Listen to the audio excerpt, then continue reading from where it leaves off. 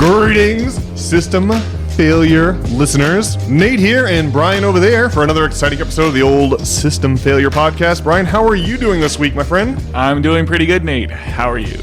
Well, I got some happy news yesterday. Good friends of mine had their first baby over there.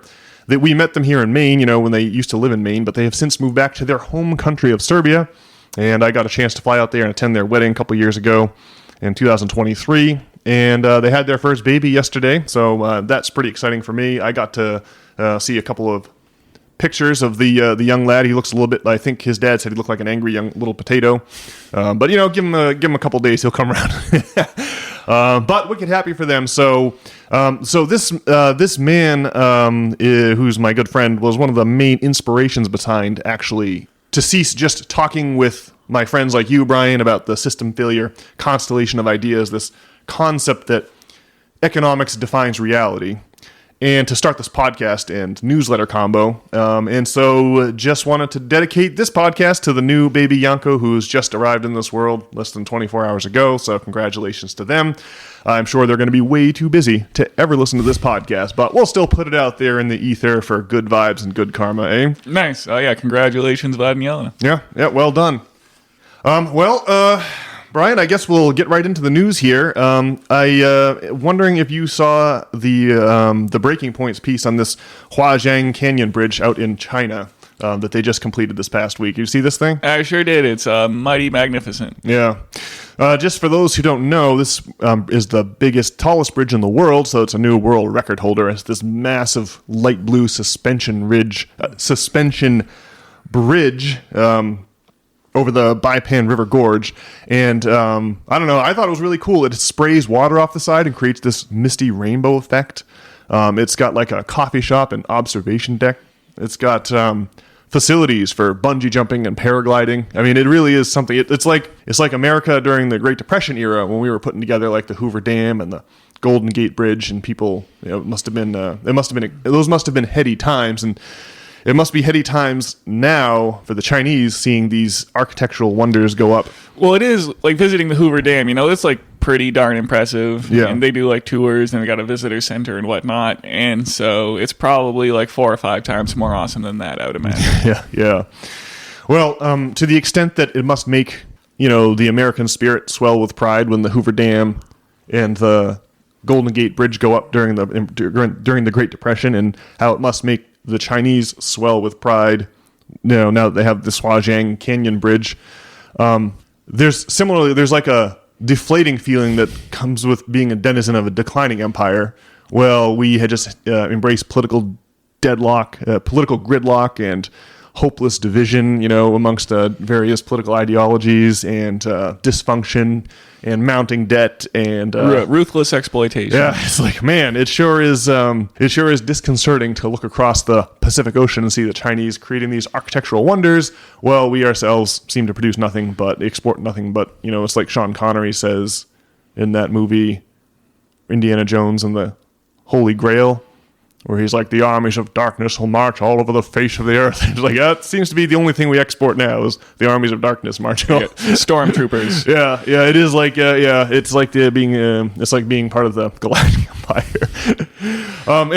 Go ahead, Brian. What was that? Well, I'm sure that our government, you know, will also have watched the Breaking Point news segment, and I'm sure they're going to get right on building some magnificent public works there. Well, you know, it was earlier this year that the old Francis Scott Key Bridge down in Baltimore got collided with by a tanker, as you may recall, and the repairs on that bridge are not scheduled to be completed until 2028, most unfortunately. So that's a nice comparison. I believe the rebuild in California from the wildfires like hasn't even started. Oh yeah, yes, we just don't have. Yeah, our society is just lapsing into dysfunction more and more, it seems, with each passing year. It'd be nice to see that trend reversed, but no hope on the horizon. Well, it doesn't bode well for our ability to like compete in like the world marketplace from both like an economic or military like standpoint, right? Yeah. Yes.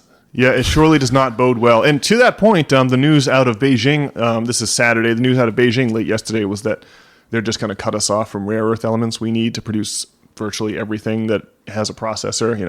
The Chinese are going to start putting clamping down on the availability of these rare earth elements. And so the Donald in response has slapped a 100% tariff on Chinese goods or the threat of a tariff that will take effect on November 1st. If they don't, there's an upcoming summit in Korea, South Korea, with Xi Jinping and the Donald. So this all seems like political posturing, but I mean, it does seem like they have what we need, and we have what they need in the sense of a big market to sell stuff. But I don't know how much longer are we going to be able to press this economic advantage? Yeah, well, I wonder like which country has the most of the necessary materials for like just developing AI and everything that goes into it.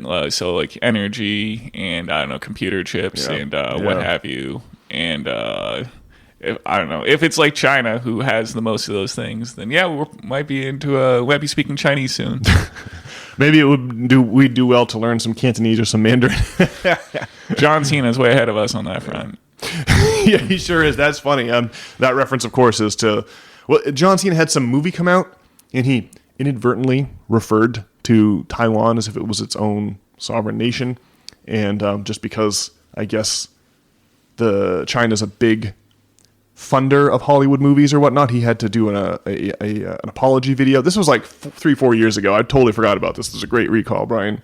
And I guess he got in front of the camera. I remember watching it at the time, and he spoke Cantonese disturbingly well and apologized for his mistaken acknowledgement of the country of Taipei, which of course is where the old government had to retreat to during the Communist Revolution in China. Like the last remnants of the old Chinese government retreated to the island of Taiwan and formed their own country there, and there's some contention about whether or not they should be recognized as their own.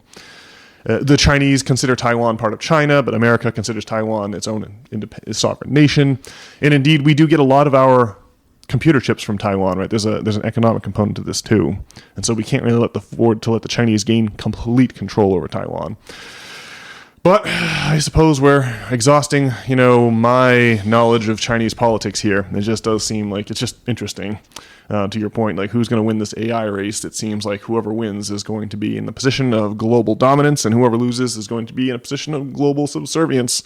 So yeah, interesting. It seems like the unipolar moment, as it's often called, the end of the Cold War, where the United States is the victor. Seems like the clock is ticking on that unipolar moment, and we're going to have to grapple with a multipolar world once again, eh, Brian? Yes. Maybe it's for the best, though. I mean, the era of American dominance seems like it's been pretty rough. It's not been easy for the beleaguered denizens here at the interior, near the heart of empire. Like all of our asset prices is blowing out and everything. Yeah, well, we sure quickly squandered the wealth of the middle class and have been languishing now for, at least since 9/11. I don't really remember what the situation was like before that. So at least 25 years here, basically. Yeah, we definitely. It seems that way to me too. We're seeing a withdrawal. We're talking about the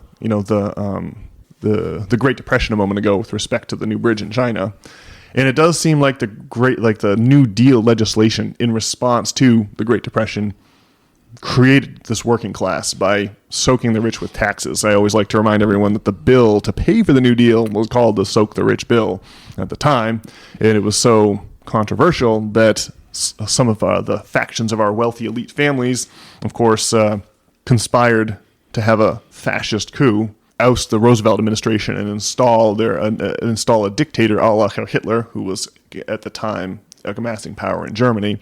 And their mistake, of course, was approaching 4-star Marine Corps General Smedley Butler, who blew the whistle on the whole thing. And they ended up having to pay for the New Deal with jacked up taxes on the rich. And so then you get the World War II. We saw GDP recover prior to World War II, but then we get entry into World War II. And, a nice, robust middle class coming out of that conflict, but with heavy taxes on the rich, like confiscatory taxes. And what happened was on corporations too, and corporations would, instead of taking profit, because that would be heavily taxed, they would reinvest in infrastructure or hire more people or expand product lines, what have you.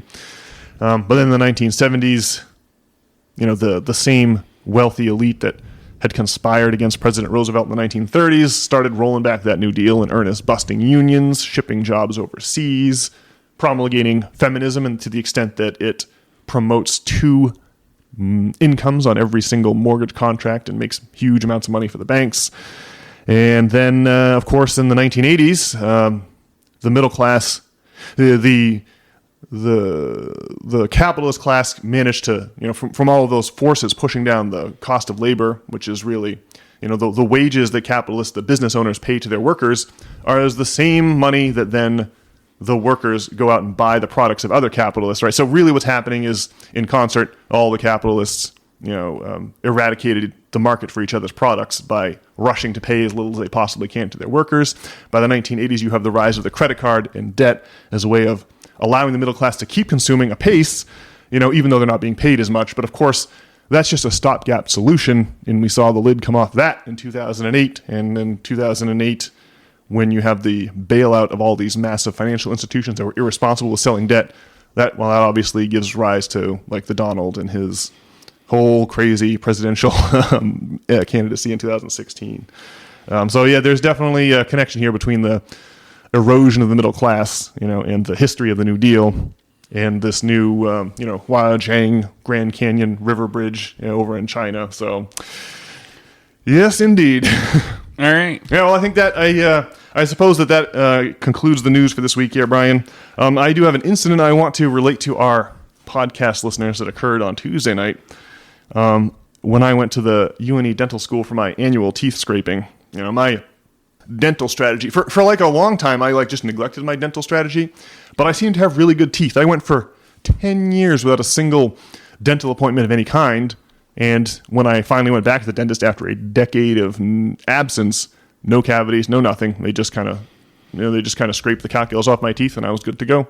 Well, I think if you floss every day and obviously brush, a couple times a day, and then don't drink tons of Mountain Dew, I think you'll be okay.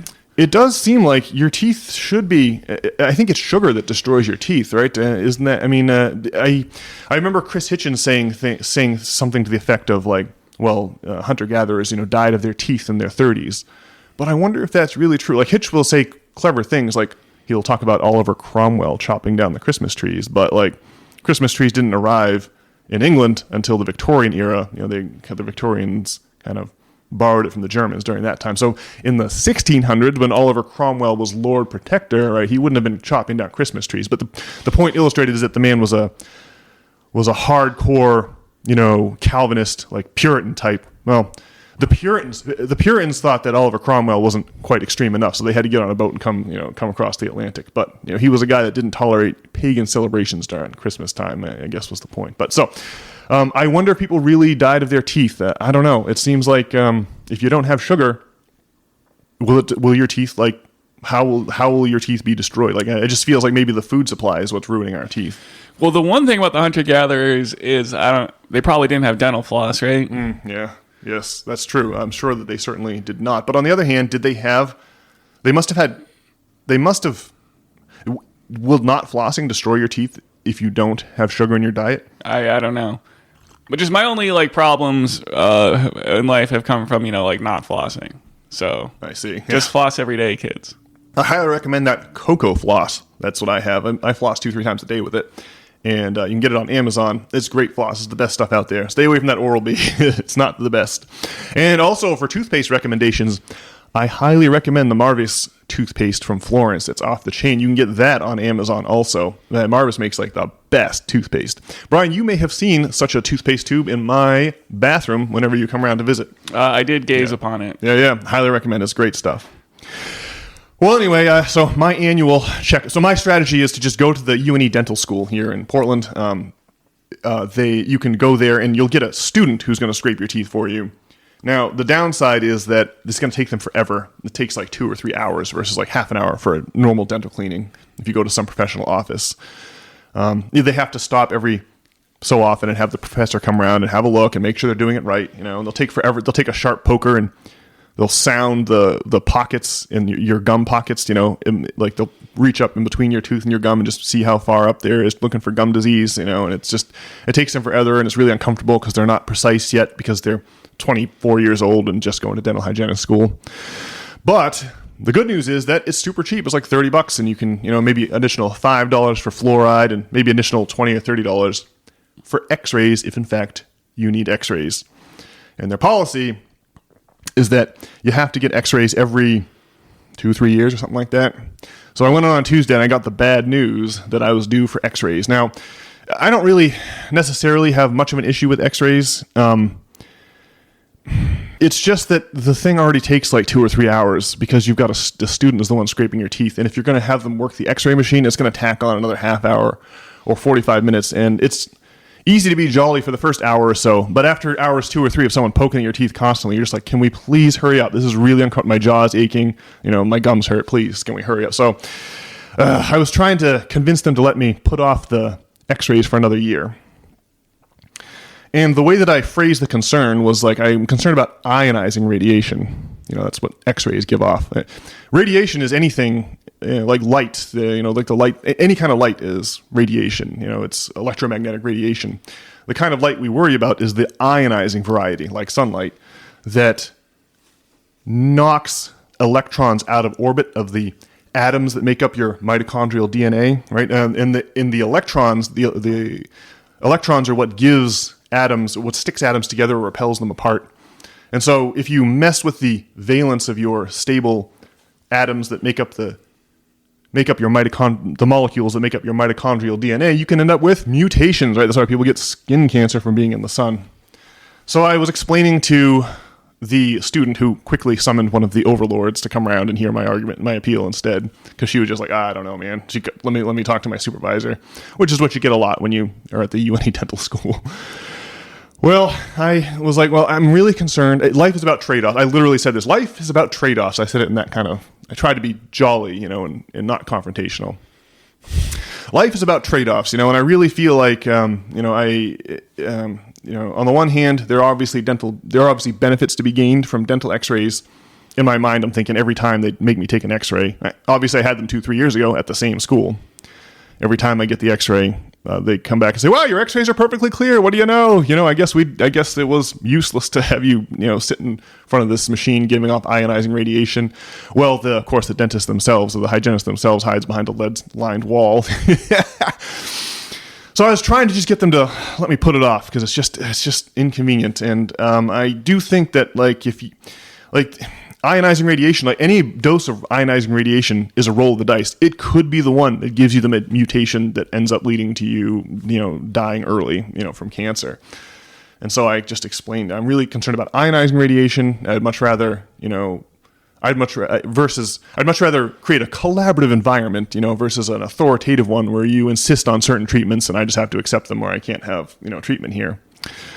And the woman said, oh, not to worry. Ionizing radiation from our digital x-ray machine is more or less equivalent to the ionizing radiation given off by your cell phone. And I was like, oh, okay. I mean, I did seem silly at that point to object to the x-ray machine versus the cell, when I'm looking at the cell phone all the time.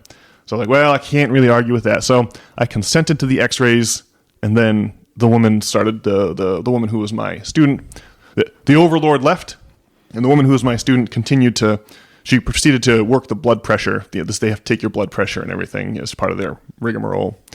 But her blood pressure machine was malfunctioning, so she left to get another replacement, and when she was gone, I pulled up my phone, and I was like, do phones really give off ionizing radiation? I didn't know that. That's a little concerning if so.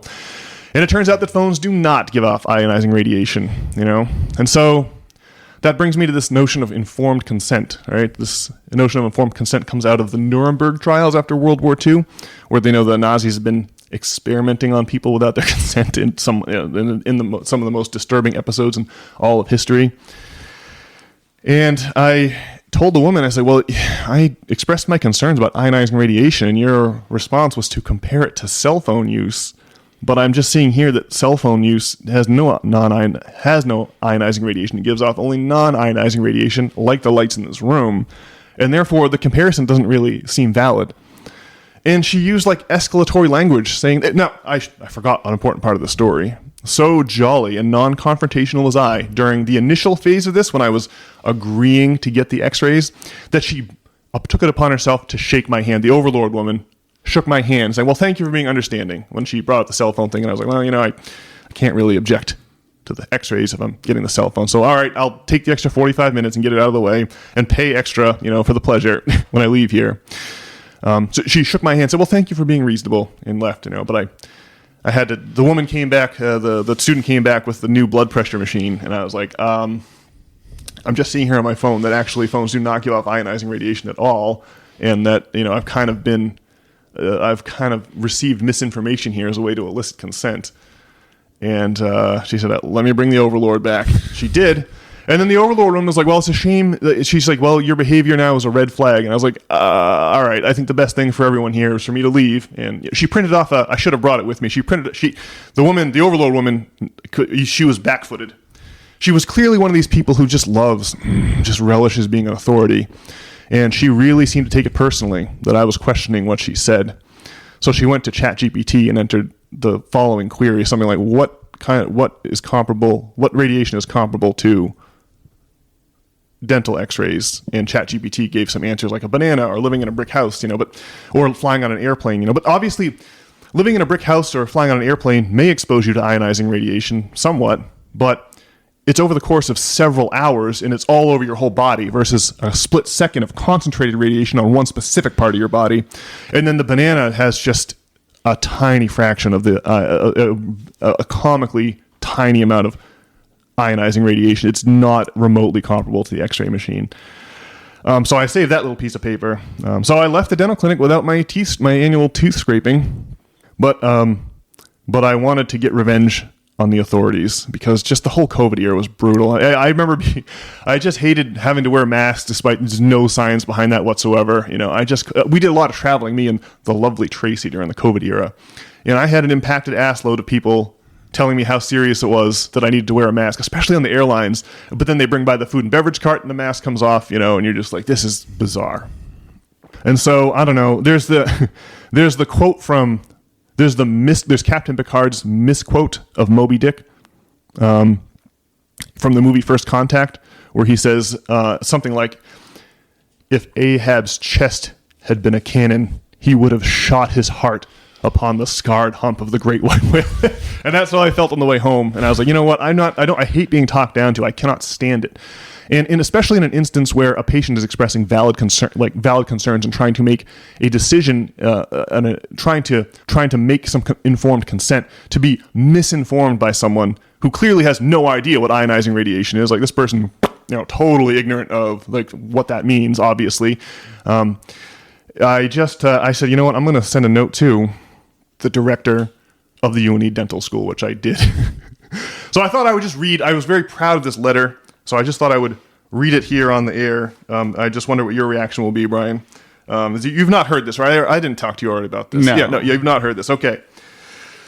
So I'm just going to leave off the person's name here, but I said, "Dear Dr. Whoever, I am writing to express a serious concern regarding my experience at the UNE Dental Clinic on October the 7th, 2025, during my 5:30 p.m. appointment with whomever. After I expressed concerns about the damaging effects of ionizing radiation emitted by digital X-ray machines, like the one installed at your clinic, a certain Dr. Blank intervened to reassure me that the radiation load was similar to that of a cell phone. Based on her comparison, I agreed to the X-rays. A few minutes later, however, I consulted Google and discovered that cell phones emit only non-ionizing radiation.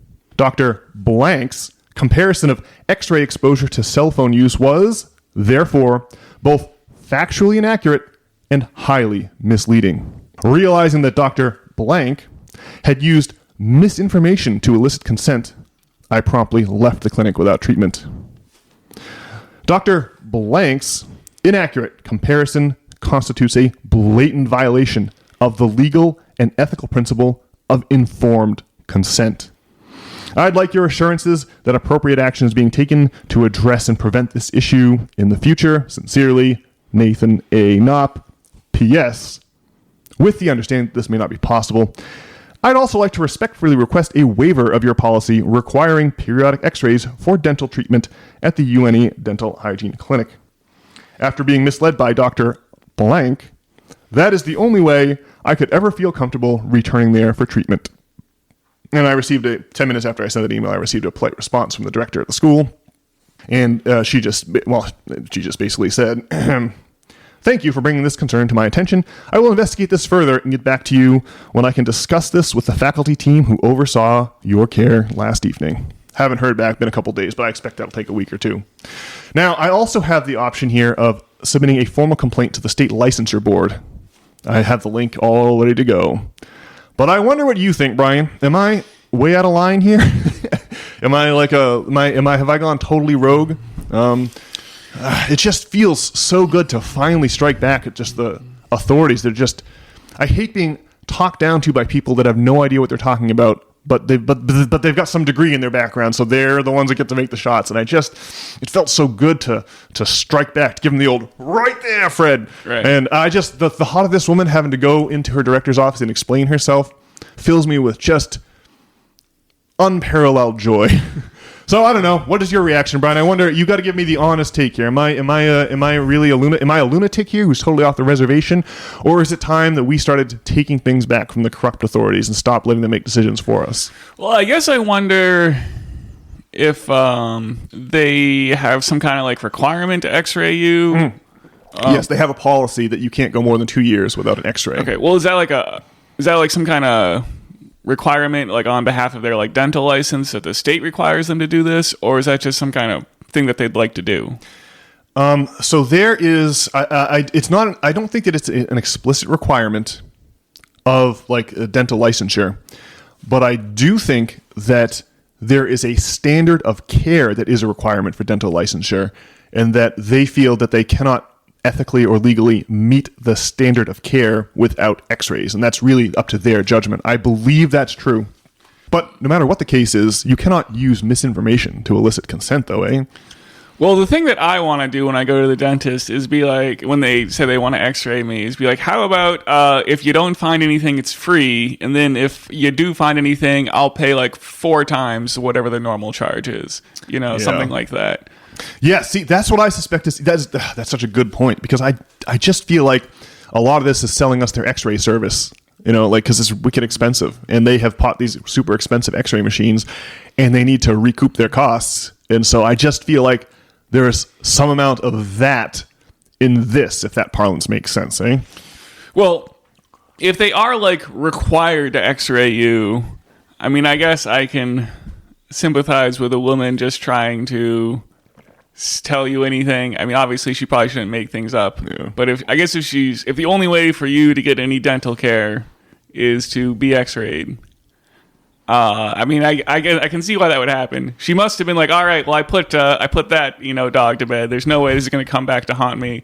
And then only mere minutes later, you were causing a problem. So that's pretty funny. This woman must just see the benefits from dental x-rays and must think that I am just a complete moron. She must wipe the sweat off her brow, just like you're saying, like convince another moron to get x-rays for their own good. Thank God. But man, that you can just see, I could just see that was her posture, and then having to be called to the carpet and having it exposed that she does not know what ionizing radiation is was just brutal for this woman. And I could just see that it really made her angry. And, I just find her tears delicious, because I'm just so tired of sanctimonious authorities who have no idea what they're talking about. It's just obnoxious. So I don't know. Well, I'm glad that your reaction is not just that what was I thinking? You shouldn't send hostile emails to people that are just trying to help you. Well, it must have been quite the scene at the UNE dental clinic. Temperatures must have been running high. I did a good job keeping my cool. Not this woman, though. I'm sure it's usually pretty boring. Yeah. Well, yes, it was certainly not boring this time around. There's a lot of people like writhing in pain as they're drilling into like their dental nerve, Yeah. Oh, yeah. Well, we'll see. However, whatever response I get from the director will determine whether or not I escalate the complaint to the state licensure board, which again, the state licensure board is going to think I'm some kind of a flat earth moron. But it'll still just feel so good to, like, from heart's hell, I stab at thee. Isn't that what Captain Ahab says with respect to the white whale? Well, I guess it comes down to, I mean, they're going to have their complicated, medical opinion or dental opinion, I guess. But there's also just the, going for 10 years and not seeing a dentist and being fine. And I don't know, man, just floss and don't eat sugar and brush. Yes, yeah, I know my teeth better than they do, and I know that the X-rays are gonna come back negative. Yeah, I've never had it. The only time I ever had a cavity was when I first went to Hebron Academy in 7th and 8th grade, and they had the student union, as you may recall, and that was my first big exposure to candy, and I gobbled up them Mike and Ike's like you wouldn't believe. Do you remember when I had crazy allergies when we were kids? Yeah, and I'd be like, we went to visit our uncle's house, our aunt and uncle's house. But they had some kind of a mold in the house, and so I couldn't set foot in the house with it just spasming with sneezes constantly. I had to sleep in the car. Do you remember that? Yeah. Yeah. I had to sleep in the car because it just was sneezing nonstop. And I got those allergies because our parents were hardcore hippies. Like we were eating Tiger milk bars, which are carob, like a soy substitute for sugar.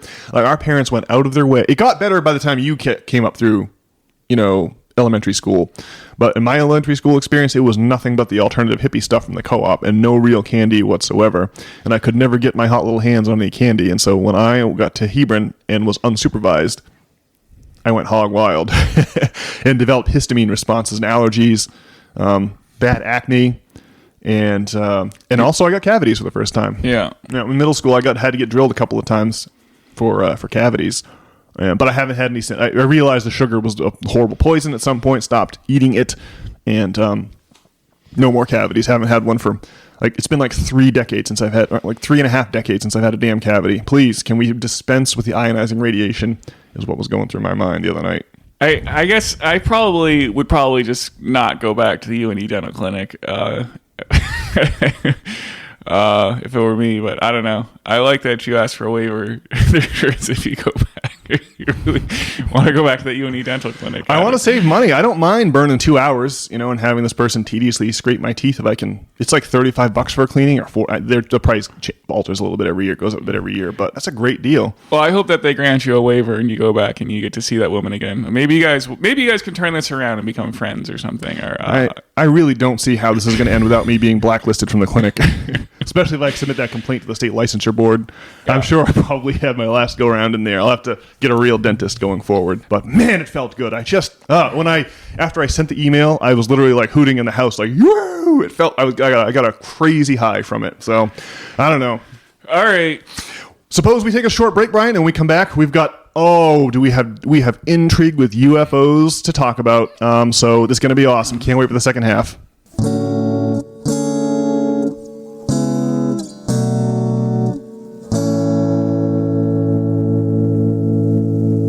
And we're back. All right, so Brian, you and I both watched a podcast this week that really had our mind spinning. And this was American Alchemy.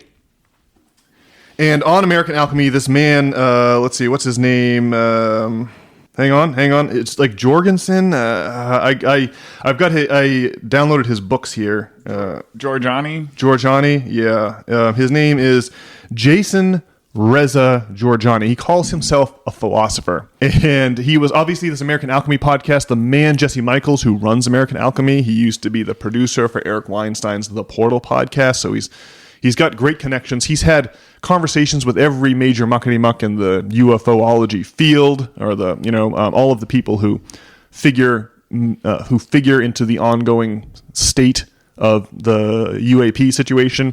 And so this was his latest. This man, Jason Jorjani, he write books. He's written 14 books, but 2 of them that I put onto my Google Play books reader here was Closer Encounters and his most recent Prometheus and Atlas.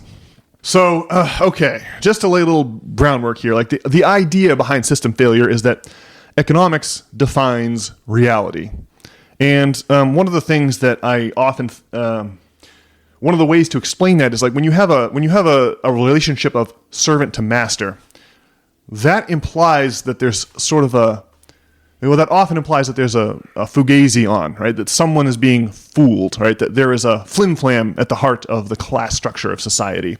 When someone is serving someone else, they usually have had some beliefs incepted in them that maybe aren't really true, that compel them to think it's in their best interest to serve this other person, is what I'm saying there.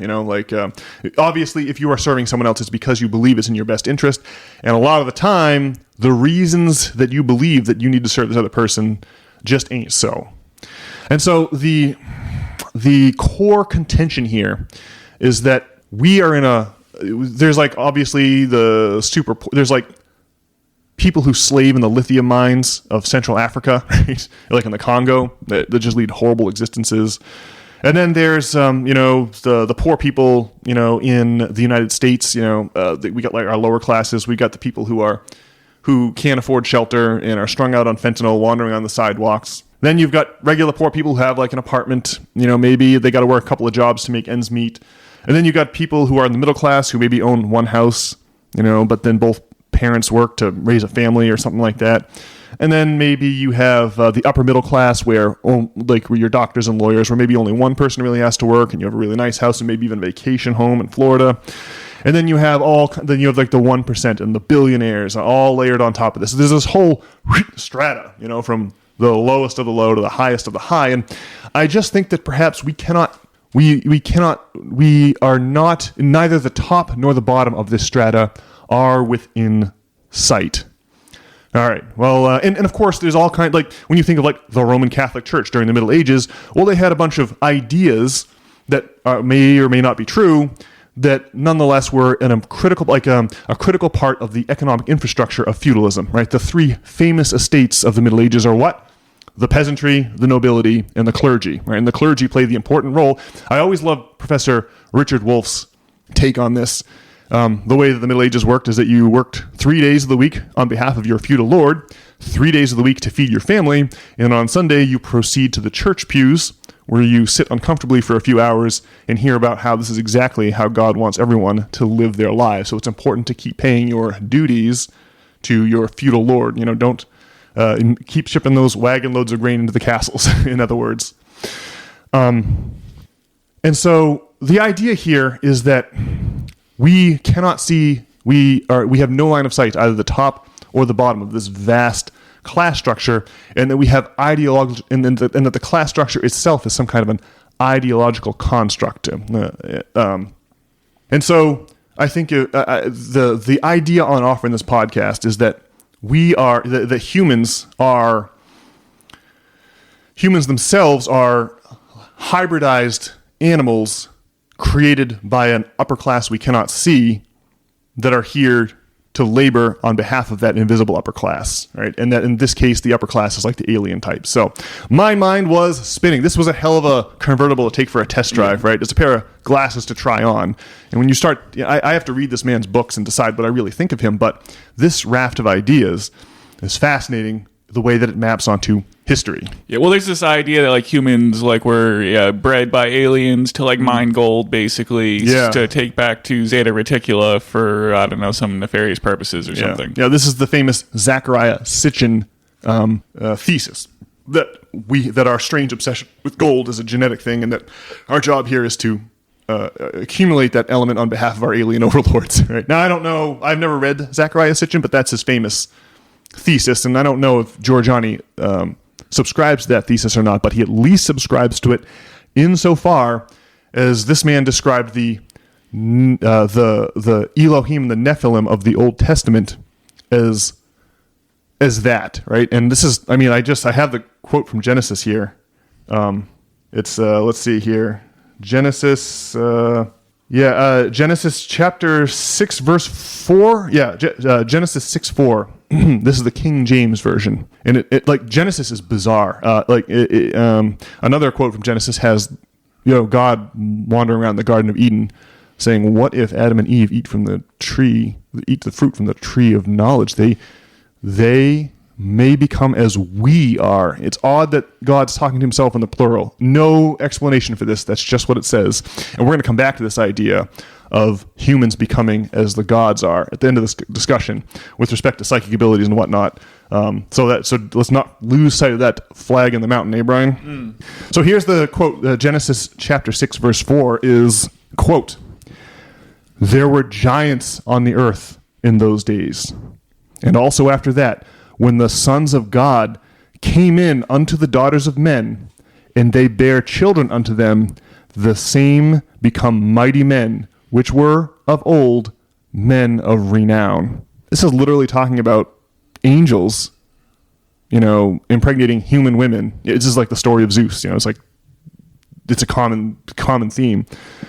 And the names of these two factions, I guess, in the Old Testament are Elohim, a divine name meaning God or gods, and the Nephilim are related through the biblical narrative of Genesis, where the sons of God, often interpreted as divine beings or fallen angels, interacted with human women, producing the Nephilim, who were giants or men of renown.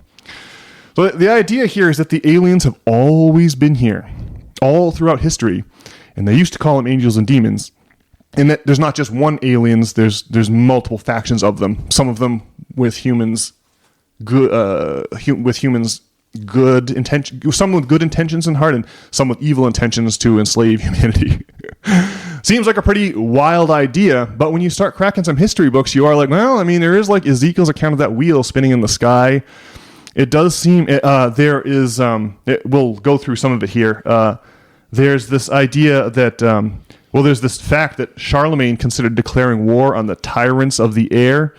I have a Reddit post about this. I searched for tyrants of the air, and Reddit was one of the first things that came up. So I pulled up a Reddit post here, and here's what it says about Charlemagne.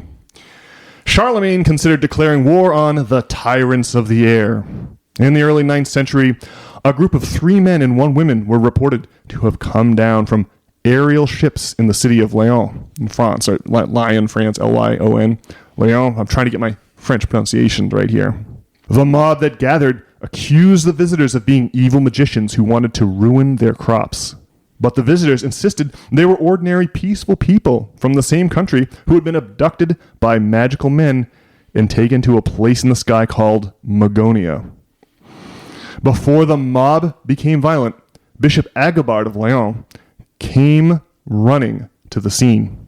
He dismissed the story of the visitors as complete fantasy. Since Agobard was a greatly respected man, the townspeople accepted his skepticism, and the strangers were left unharmed. Modern UFO researchers have judged this story and the claims of the visitors to be true, saying it is an example of pre-modern alien contact. They also view Bishop Agobard as a debunker of his time, who didn't realize that he was what he was in fact dealing with. In 1969, UFO researcher and enthusiast Jacques Vallée, you all remember Jacques Vallée, the French dude, the French doctor in that movie Close Encounters of the Third Kind from 1979, is based on this guy, Vallée. UFO researcher and Jacques Vallée even published a groundbreaking book called Passport to Magonia, From Folklore to Flying Saucers. From there, Magonia entered ufological discourse, where it remains to this day. According to Bishop Agobard's account, I wanted to pull this quote because I got a direct quote from our friend Bishop Agobard. According to Bishop Agobard's account, as he recorded in his work on Hail and Thunder, which he wrote specifically because the belief in aerial ship visitors was so widespread in his region at the time. Now here's the quote. "But we have seen and heard of many people overcome with so much foolishness, made crazy by so much stupidity, that they believe and say that there is a certain region which is called Magonia, from which ships come in the clouds. In these ships, the crops that fell because of hail and were lost in storms are carried back to that region. Evidently, these aerial sailors make a payment to the storm makers and take the grain and other crops. Among those so blinded with profound stupidity that they believe these things could happen, we have seen many people in a kind of meeting, exhibiting 4 captives, 3 men and 1 woman, as if they had fallen from these very ships. As I have said, they exhibited these 4 who had been chained up for some days, with such a meeting finally assembling in our presence, as if these captives ought to be stoned. But when truth had prevailed, however, after much argument, the people who had exhibited the captives, in accordance with the prophecy of Jeremiah chapter 2, verse 26, were confounded, and the thief is confounded when he is taken." So the story here is that there was a crop failure, and in the aftermath of the crop failure, 4 individuals descended from the sky somehow, and the people who witnessed this event took the 4 people captive, despite them saying, "We're just regular people. We got swept up in this ship. We're just regular people." Chained them up and intended to kill them until the Bishop of Lyon basically arrived and said, "Release these people. There's no way there's any aerial ships. Y'all are in a delusion. Let's just move on with our lives." And that's what happened. Pretty wild story. That's from the 9th century. And obviously Charlemagne, obviously also, from a similar time period, thinking about wondering if he should be declaring war on these tyrants of the air.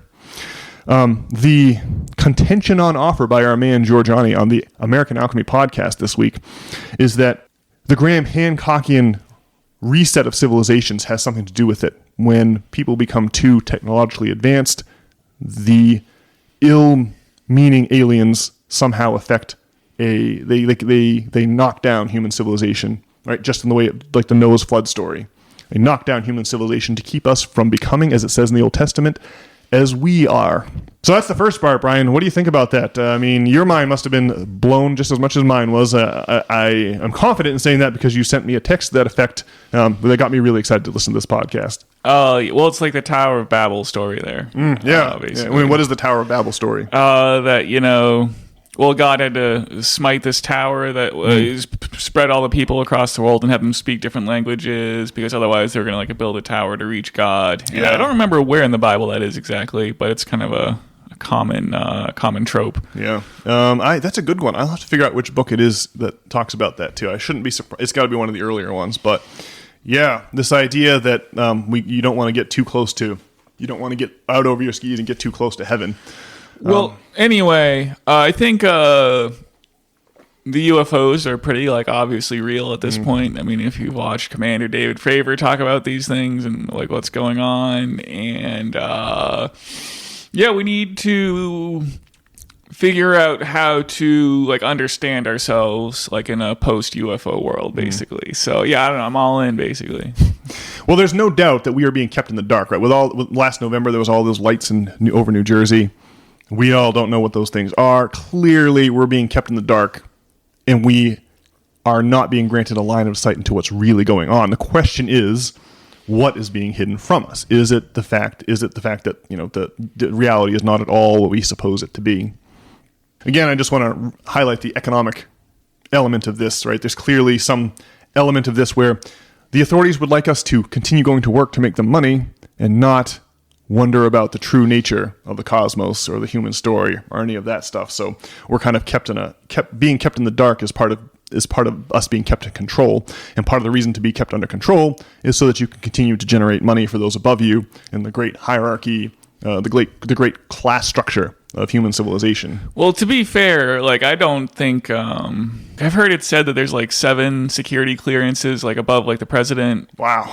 And so it's not like your boss or your boss's boss or your boss's boss has the answer. It's some very closely guarded esoteric secret among a very small group of people. So this goes back to secret societies or mystery schools, as they were called in Greece and Rome, where you join the mystery school but you got no idea what the ultimate teaching is going to be. And Christianity started out as just such a mystery school modeled after those of Dionysus and Demeter and Eleusis. And so a lot of, there was even, in the early Middle Ages, there was even a specific Catholic, rules or doctrines about what you reveal to people pre-baptism. So people join the church, but you don't reveal the inner secrets until they get their baptism. They retain the stamp of its origin, the mark of its origin. Well, Jorjani goes on in this podcast to speculate that the Renaissance was supposed to happen in the 13th century, in the 1200s, or was happening, and that part of the way that malevolent aliens introduced the Black Death into Europe as a way of knocking down the burgeoning Renaissance and Enlightenment to keep civilization, retarded in the sense of slowing them down, slowing us down, which is a really interesting idea. He talked about people in masks that would come down from the sky and then go around spraying some kind of spray everywhere. This is what I'm gonna have to read his book to find out more about this, but it's really interesting. This week's Substack essay is all about plagues. Obviously, every end of the world. When John sat down on the Isle of Patmos, John the Gospel writer, to write the book of Revelation, he invoked these 4 horsemen of the apocalypse, and the pale horse is death. The Greek word that John wrote down is thanatos. But thanatos, this is where Thanos gets his name from the Marvel thing. But thanatos means death, specifically in the case, specifically in the context of pestilence. And so this week's essay, I included the footnote from the new American Bible translations that just explains that. Well, it says death, but thanatos often means pestilence. So the suggestion here is that apocalypses are always accompanied by death. And so I just the cover art here. The cover art is this plague in Rome woodcutting. That's really, really old, but just it's interesting here. The plague here, and I'll show you the picture, Brian. For those listening, you'll just have to head over to systemfailure.org and check out this week's essay, and you can see a picture of it too. It's literally of a good angel and a bad angel, right? It's very, very interesting.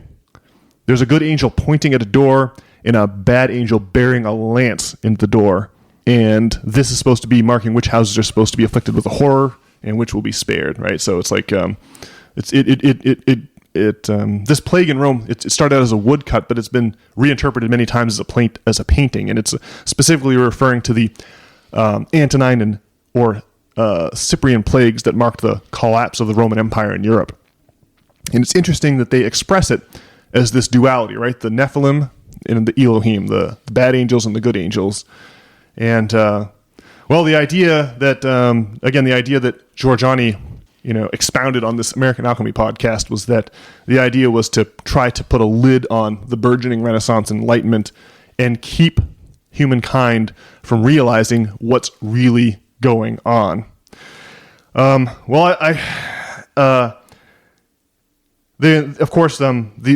to underline the idea that the UFOs are always in the sky, we talk many times in this podcast about the 1561 incident over Nuremberg, but that eyewitnesses created a woodcutting to represent what they'd seen in the sky, and then that woodcutting got printed in the German broadsheets of the time. And similar incidents over Basel, Switzerland, for example, took place around this time.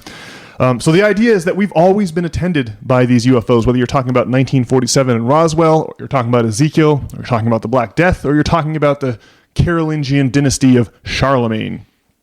They've always been here. And that really brings us round to this idea of psychic abilities, the idea that reality is generated by the mind versus the mind experiencing reality. It's like a two-way street instead of a one-way street. And so I know you want to talk about psychic abilities, Brian, but the final idea here is that if people find out that the true nature, this is Jorjani's idea, if people find out the true nature of the UFOs, the disclosure, and that it's a mental phenomenon as much as it is a physical phenomenon, or that this technology works on the basis of psychic integration with control systems for electrogravity, or the remote view. We'll have to talk about remote viewing and Ingo Swann in a second here, but I know you want to talk about psychic abilities. What do you think? Is that the big reason why the government drags its feet on disclosure? Because they don't want us to find out that we are so much more than we've been led to believe, and that this is a part of the great class structure of the cosmos that we're enmeshed in? Well, I'm sure it's like one of many reasons why society would fall apart if they do the disclosure thing. Well, I guess about psychic abilities, I think it's pretty clear that we all have psychic abilities. And the problem is that we are too bogged down, like looking at our cell phones and eating poisonous food and, generally being bogged down by the day-to-day grind of modern existence. And so I think the key is to cultivate your psychic abilities. And so, I don't know, that's why it's important to eat healthily, and it's at a deeper level. You have to practice like your thought and speech as well, to marshal your psychic pull on reality. Yeah, I think I'm starting to suspect you might be. I used to be such a hardcore scientific materialist, but the way that Jorjani puts it is that the idea that the Renaissance got hijacked after the Renaissance first got put off and then hijacked by men like René Descartes. Now, René Descartes, as we all know, is the man who invented the Cartesian coordinate system with its X, Y, and Z axes that we all learned about in elementary school.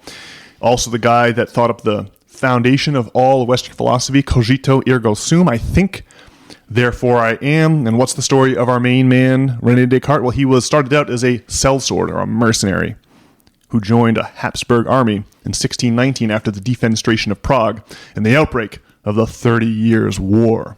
And this man marched his way with the Habsburg army all the way to Prague to take part in the Battle of White Mountain, where Frederick, the Elector Palatine of Bohemia, had declared a Protestant revolt against the Catholic authority of the Holy Roman Empire. And there, Frederick V was killed in the streets of Prague, and his wife, Anne, the granddaughter of Queen Elizabeth, had to repair to the Netherlands, where she lived out her life in sadness. This was obviously at the end of the 30 Years' War, the Catholic Church would eventually lose their political influence, their political monopoly over Europe. But the idea, according to Jorjani, this man Descartes was actually a Jesuit agent whose whole contribution was to create a system of science based on mathematics. Right. So the sequel to this story is that as after the conquest of Prague, the Habsburg army is winding its way back across Europe to the west, and they stopped in Germany. I think it was the city of Ulm in Germany, the birthplace of Albert Einstein, who would later become, where René Descartes locked himself in a shed during a howling snowstorm with the wind beating at it. And he had these crazy hallucinations that involved being visited by angels, 3 different visitations. And the angels told him that the conquest of nature is to be achieved through measure and number. Well, this according to Descartes' contemporary biographer. Well, it's amazing that he had this experience, then went on to create the foundations of all of Western philosophy and also the Cartesian coordinate system. And the ultimate outcome of this was that the mechanical, the part where you are a Boy Scout and you go to the Pinewood Derby track and your cart, your Pinewood Derby cart weighs a certain amount and there's a certain coefficient of friction, and then I can calculate exactly what second the cart will reach the bottom of the track. When I have all this information, I can put it all in. The idea was that the mechanical, Rube Goldberg thing that we live in, that is the domain of science, and everything else is spiritual. And that is where the authority of the Catholic, that's all the domain of the Catholic Church, right? So in other words, to reduce us to this material conception of reality only, and the spiritual, the spooky, the supernatural, the psychic, all that is the Church's domain, and it's not to be questioned. At least this was the lid that the agents of the Catholic Church, the Jesuits, were trying to put on the Protestant Reformation, right? They literally went around and you'd go to Protestant villages and burn them down and kill the Protestant. It was just the 30 Years' War was it was the worst thing to ever happen until World War I. Just awful. So yeah, it would seem like psychic abilities figure into this somehow, or the spiritualist realm.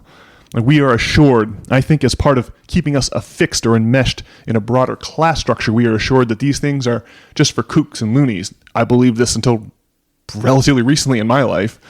That these things are just for kooks and loonies, and only a moron would veer into those territories. It's much cooler to just be focused only on the mechanical Rube Goldberg thing, and none of this other stuff, this other domain where reality is not just experienced by the mind, it's also created by the mind in just the way that a lucid dream might be, where you're simultaneously experiencing and creating vast dreamscapes that feel real and hard, like you can knock on doors, in your dreams. It feels material. So, yeah, well, pretty much I feel like this podcast brought closure to my whole psychedelic exploration of many years ago. And I mean, to take, I don't know, some mushrooms or something is to be playing with the very notion of mind creating reality versus reality creating mind. And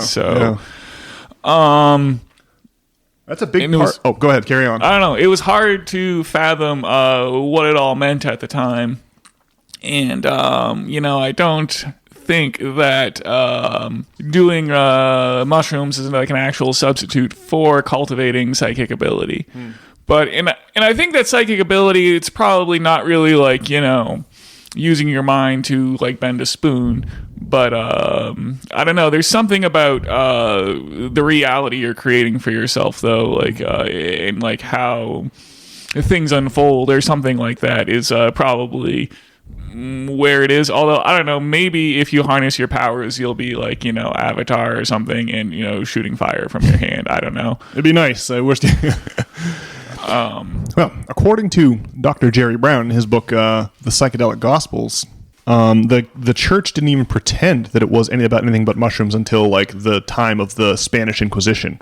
You can go back and find any number of examples of medieval artwork where Jesus Christ is rendered as a mushroom. A simple Google search will bring it up for you. And a final Lincoln log to lay on this wild cabin, Brian, is the remote viewing program, the Stargate program that the CIA inaugurated in 1977, that got revealed in the 90s. That movie, that Clooney movie, The Men Who Stare at Goats, is based off of.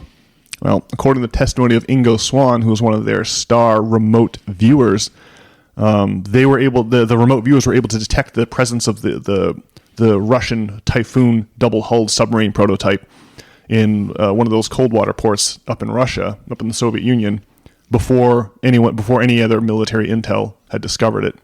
And then there's another piece of this where Ingo Swann, when casting his mind to the moon, he claims on the dark side of the moon what he saw there. Like, the way that it works is CIA keeps these people in the dark, the remote viewers. They didn't go public until the 90s when CIA began disavowing this program.